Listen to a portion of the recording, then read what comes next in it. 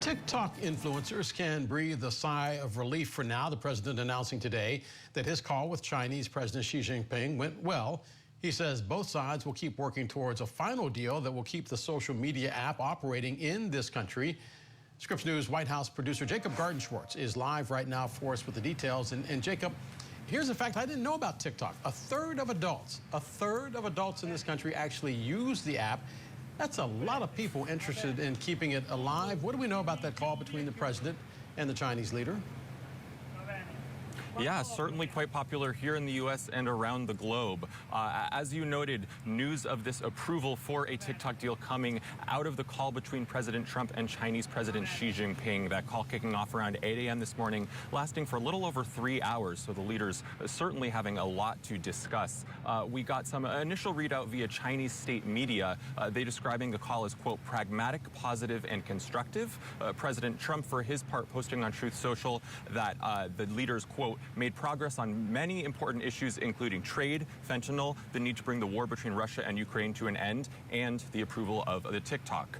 The president also announcing that he would meet with President Xi in South Korea at a global leaders summit next month, and also intends to travel to China next year with the expectation that Chinese President Xi will come to the United States after that. So some signs of improving relations between the leaders, but of course lots of interest in that TikTok deal. Of course, lawmakers last year overwhelmingly and bipartisanly passing a law that would require the Chinese owners of TikTok to sell it to an American company due to concerns about national security. But shortly after President Trump took office earlier this year, he's moved to delay implementation of that law, suggesting that more time was needed for these negotiations to reach some kind of a deal.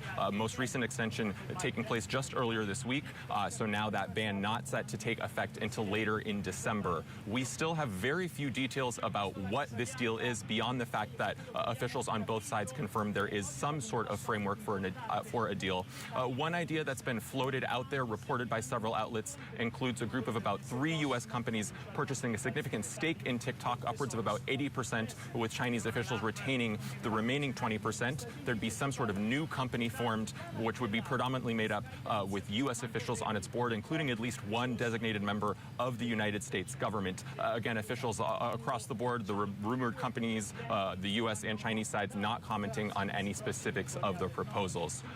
Congress, as you might imagine, not pleased that the law that they passed is continuing to be delayed. Democrats, especially in recent days, upping criticism of the Trump administration. The top Democrat on the House Select Committee that investigates the U.S. relationship with China, saying that, quote, President Trump has all the leverage he needs to strike a deal that saves TikTok and complies with the law, but that he needs to use it.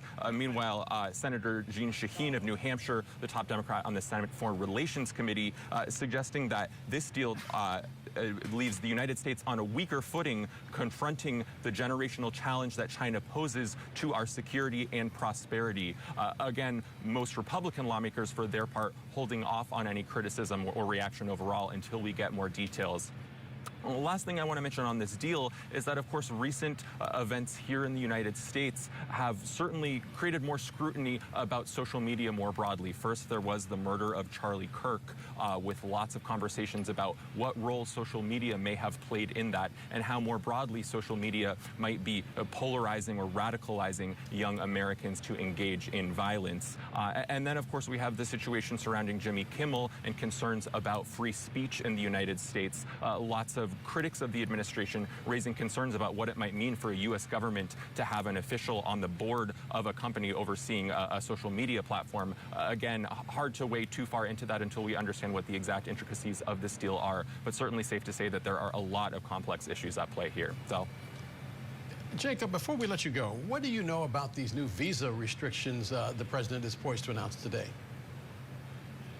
Yeah, this is some breaking news. We just got in a White House official telling me that the president in just a few minutes is expected to sign a proclamation that will impose a new $100,000 application fee for H-1B visas. As you might know, that's a specific visa category that provides a temporary visa for highly skilled workers who are coming to the United States to work in fields like technology, engineering, medicine, what's described as a, quote, special occupation.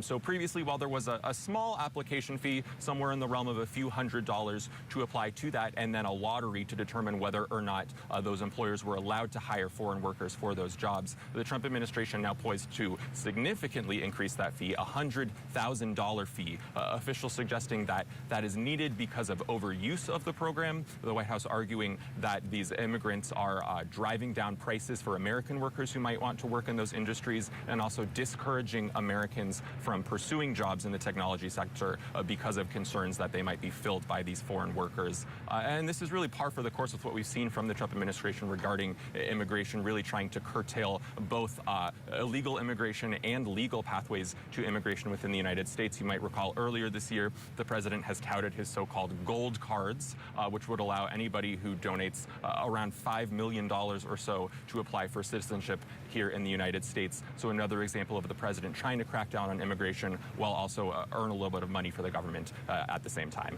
Del. Our White House producer, Jacob Garden-Schwartz, for us live at the White House. Jacob, as always, thank you very much.